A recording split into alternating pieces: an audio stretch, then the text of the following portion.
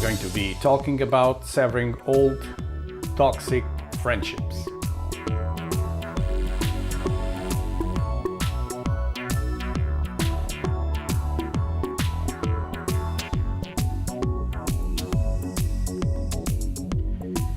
I am Tony Silveira. I'm the author of Power to Win, which is a book, a simple method to help people like me and you reinventing themselves and starting a much better life. I also, in that approach, teach people how to get addiction free. I'm also a church planter, and I've been in Montreal for a few years, and I'm a life coach. I help people of all kinds to reinvent themselves to achieve the life, family, and business of their dreams. As a life coach, I help people of all kinds to recalibrate themselves and to start a brand new life, which is important. Now, as you meet me here, I have a 2-minute countdown, which is already going. There's positive confessions that you can make every day. Like, I never give up. I give no excuses. I always push through. I spread joy. I get it done. I take action. I am confident. I love myself and others. I stay focused. And I'm unstoppable. You know, you can do all these confessions when you have God in your life. Well, I know we still have about a minute to go. And again, today we're talking about severing old toxic friendships. This is a series, and we've been talking about this subject. And well, the countdown reset it.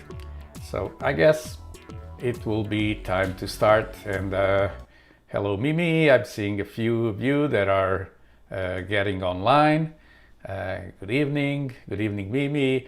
If you're watching this broadcast on YouTube, don't forget to click subscribe, share it, and there's also a little bell right next to subscribe where you can click and be notified when we're going live. So we're live on Periscope also. Hello to my Twitter friends.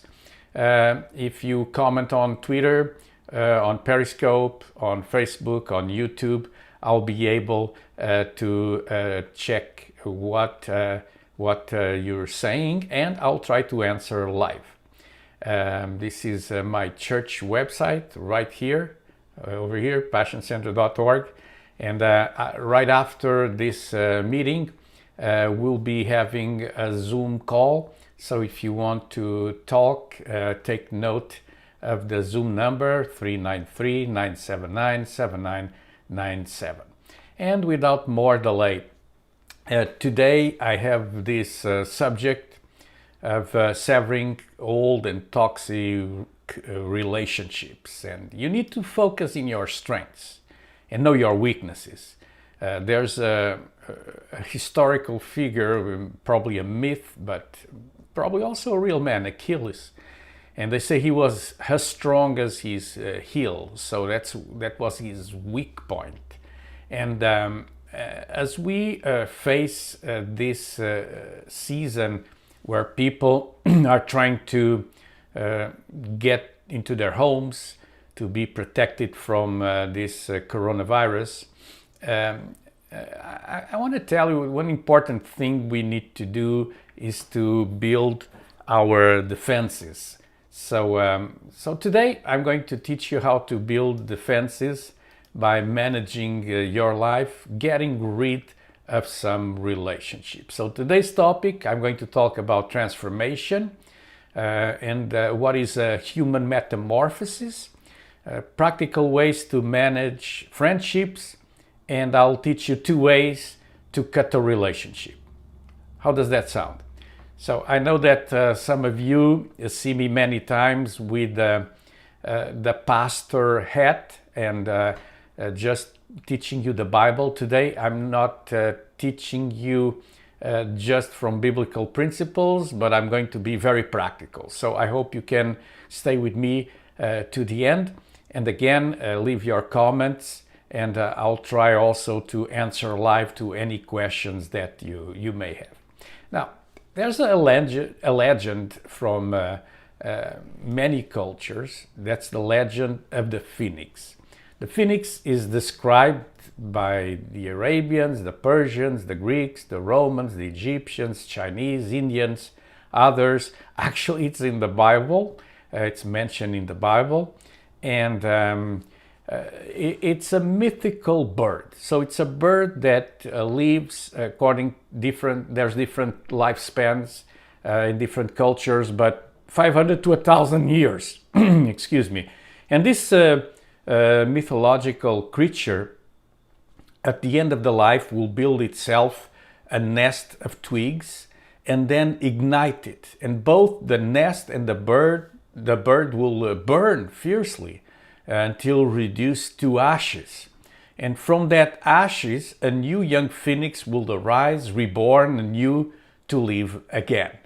And the phoenix ability to be reborn from its own ashes implies the death of the old bird. And this is a Christian principle also, the Christian principle of new life. You know that it's possible to reinvent your life. Maybe you're in a situation which you're just tired of your life, of your current life, the environment, the friends, everything. And maybe it's time to be born again, to reborn. And today I'll mention some practical aspects how you can change your life. So when you change your life, you need to understand your environment. Now, ecological studies it's the study of ecosystems of the environment. And I studied this in the university when I was doing the degree in environmental engineering. And so I studied these ecosystems. The ecosystem, it's where we live. And sometimes nature gets damaged, pollution. There's a lake that dies. It's not just man-made, it can be just natural. So these ecosystems sometimes die. So a whole lake gets rotten, it becomes a swamp. And then the swamp completely dies. And so when the swamp dies, we think it's over, but it's not over. Nature has an incredible ability to heal itself. Now, let me tell you that you have also this built-in ability to heal from different wounds and from different situations that occur in your life. There's this quote by Niels Bohr. He says, everything we call real is made of things that cannot be regarded as real. By other words, we build our world according to our friendships, our emotions, the places where we go. So that's part of the world where we live in. And so in that world, friendships can affect us, can have a huge impact in our life. Your circle of friends can affect your life more than you can imagine. So friends can have a very significant influence in us. Starting from an early age, sometimes during childhood, we develop personality, begin breaking away from our parents, and this process takes many years to complete. Some people break away from the parents at a very early age. Others, they stay at home. But as children, we make friends and we are in an environment, in a school, maybe a hockey club, a soccer club, a church, a daycare, and we make these friendships. And often children just start conversations saying, "Do you want to play?" And the other one says, "Yeah," and away they go. And so friendship is built like this, with interaction. So then later in life, we start building other kinds of friendships. And if you're an addict and you're developing friendships, you develop friendships with other addicts. If you're an alcoholic, you develop friendships at the local bar. And so our friendships have powerful influence in us. So because friends will help us to decide choices that we make, the way we talk, the way we do sometimes major life choices. And so at some time or another, we need to evaluate our friendships.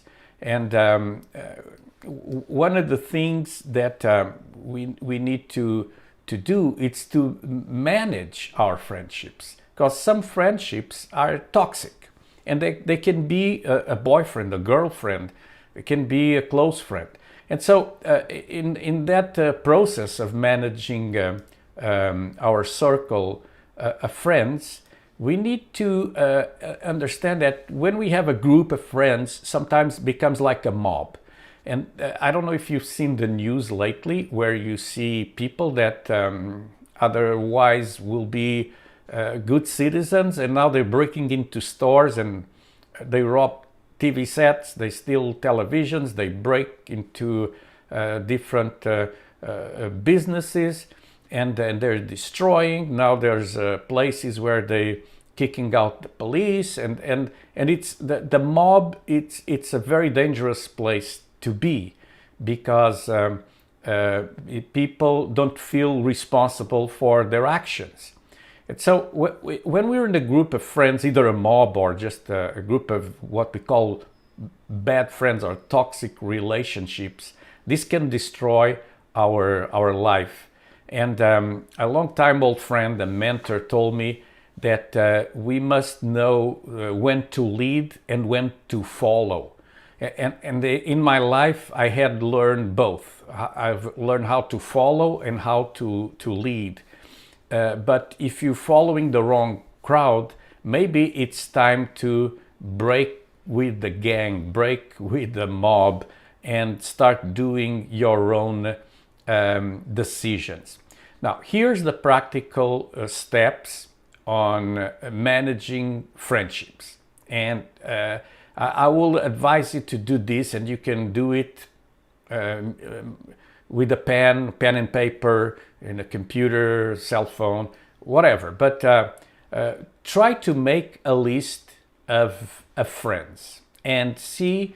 Then after you build that list, you make the list of their names, and see if those are relationships you should keep or you should sever. If you should cut that relationship, then make a list of those people and analyze which ones you should maybe permanently cut a relationship, or some just temporary.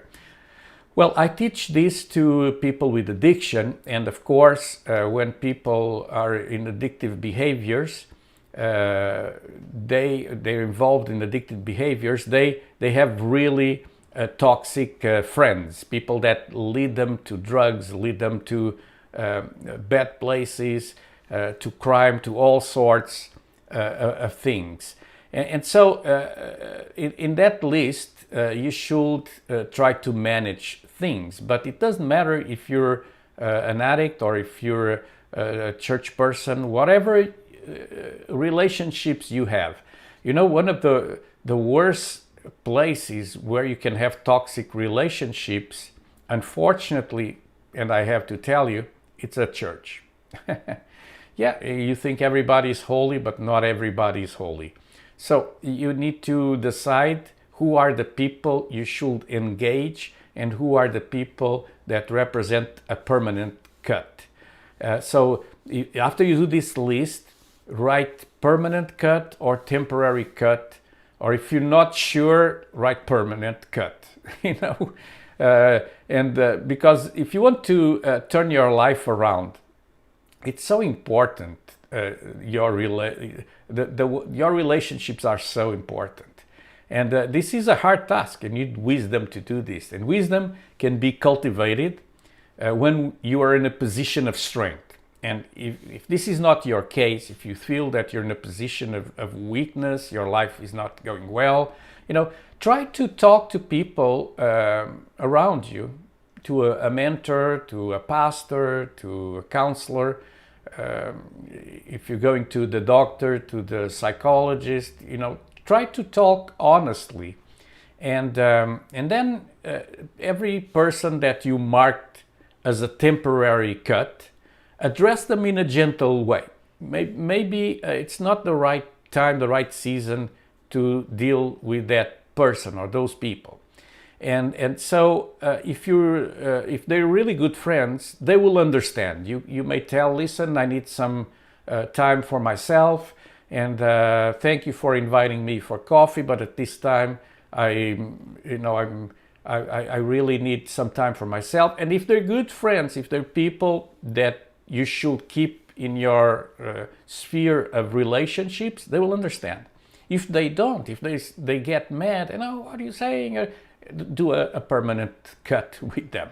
And a breakout, it's something very painful sometimes, but very beneficial because you can move on. So, and if you have toxic relationships, you should immediately do some permanent breakouts. Now, I've been talking about family, and I told you ways how to get around toxicity and the relationships, try to restore, try to mend. But you can arrive to a point also in your marriage, in your relationships, in your close relationships, your boyfriend, your girlfriend. Do you understand that you cannot continue with that relationship? And so you need to know how to do a permanent breakout. Now, let's go to the practical area of this today's, let's call it today's teaching. There are two ways to cut a relationship. Number one, it's with offense or prejudice, and number two, without offense. Now, we've learned from Christian culture that we should not offend people, but the fact is that we do, and voluntarily or involuntarily. Either you want it or not, you will offend people. And when you're breaking with someone, of course that there will be a level of offense. Now you need to control that offense, so it's not that you're being offensive on purpose, but you do the permanent break. You just say, listen, I need to move with my life, and I don't think our friendship has a future.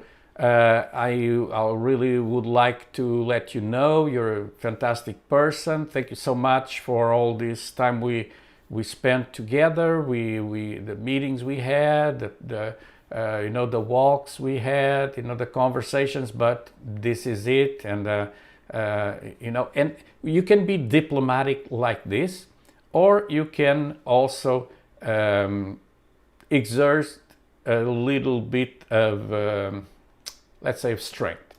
You should typically avoid the offense, it's what I'm saying. But what can I say? Sometimes the best way to abandon some relationships, it's really to burn your bridges and just let people know that this is for good.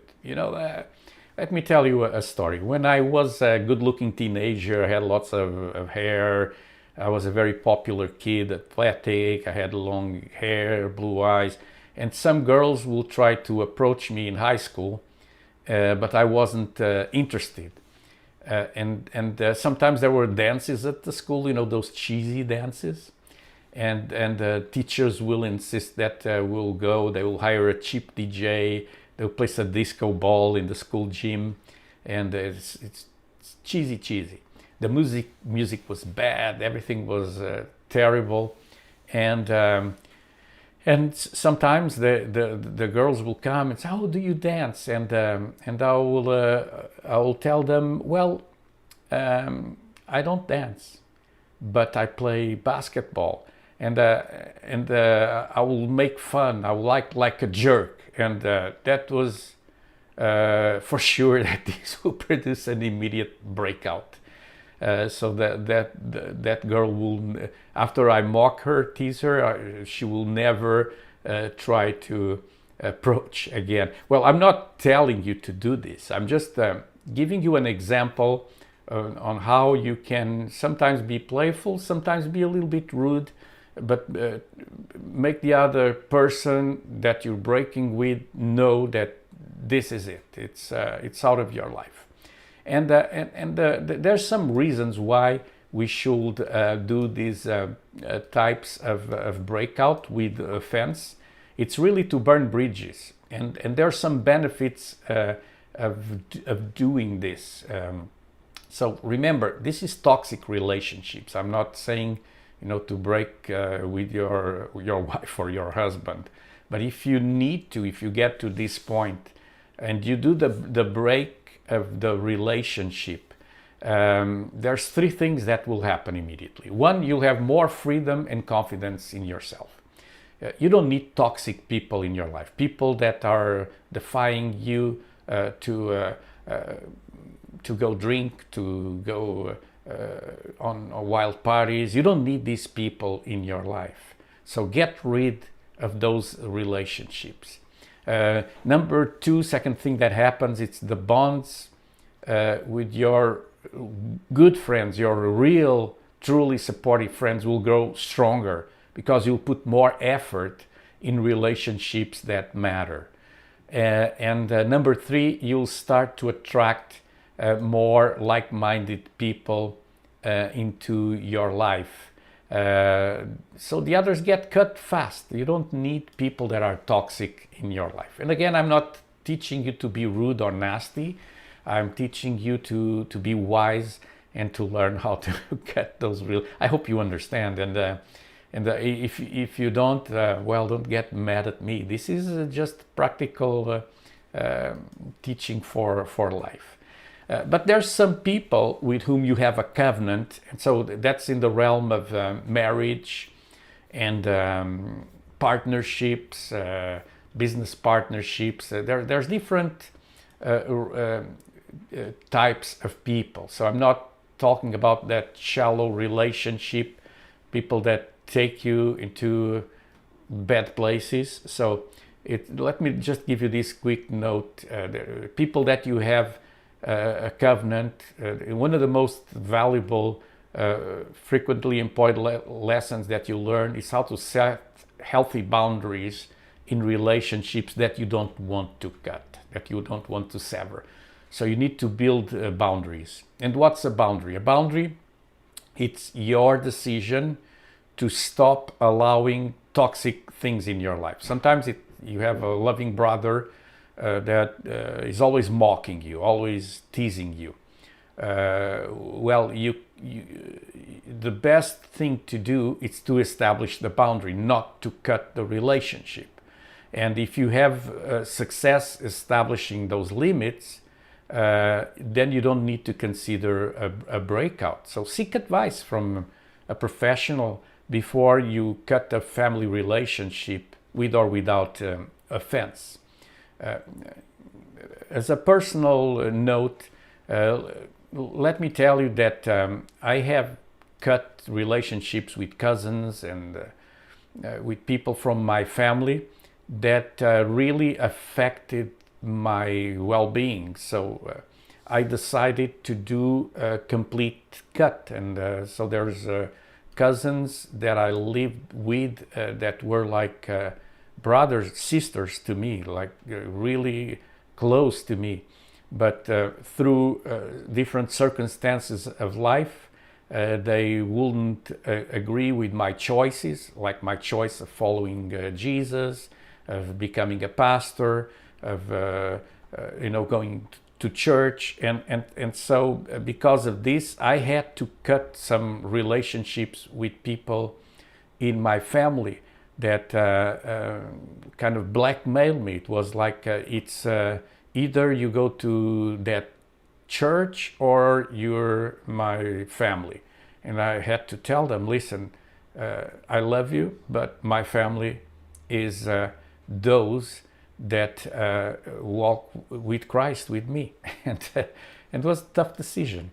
And but I don't repent from making those decisions. So there are people in your life that sometimes you have, you should cut relationship, but you don't find the strength to do so.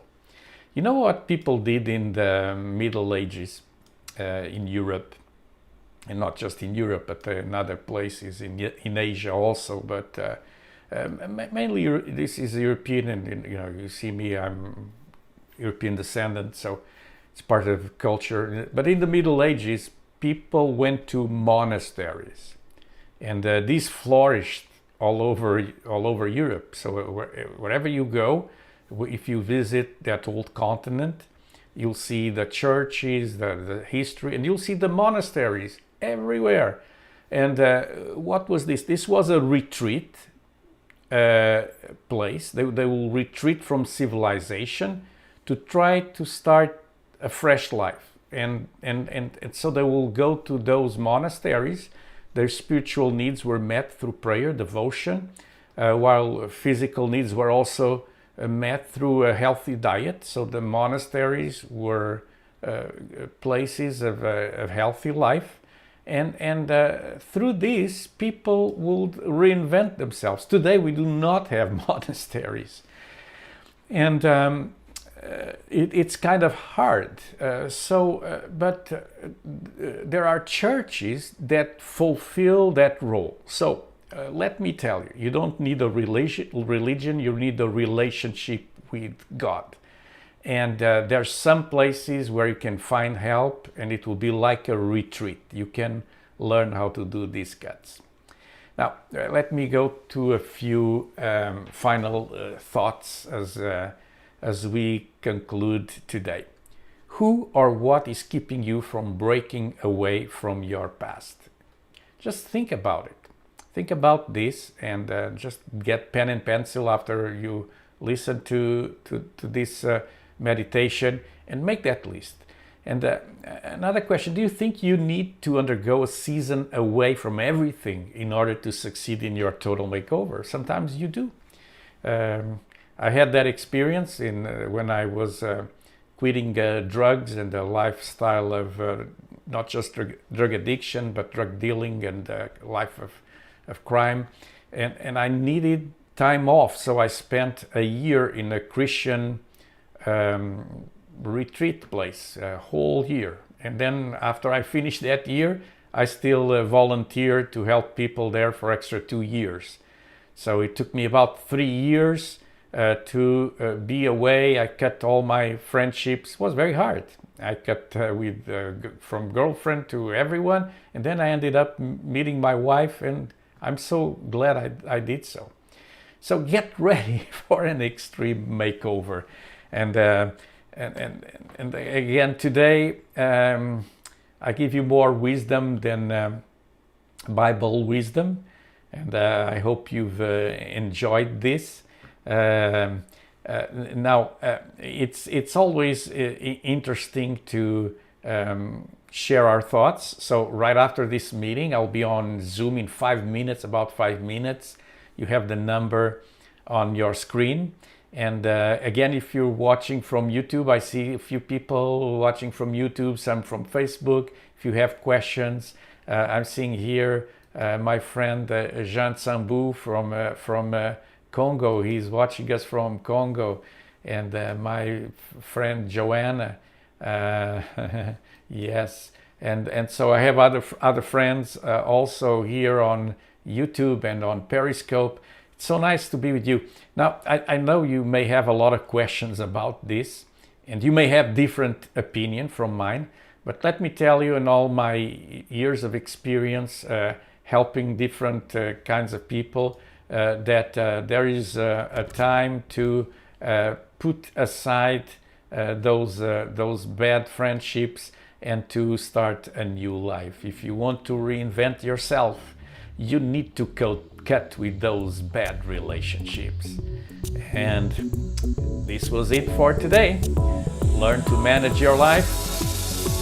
I'll be here again next week, talking about how to build that new life and to start all over again, how to do a reboot. All of you that are Christian and non-Christian, God bless you. Learn to manage your life, and see you next week. Join me on Zoom in 5 minutes.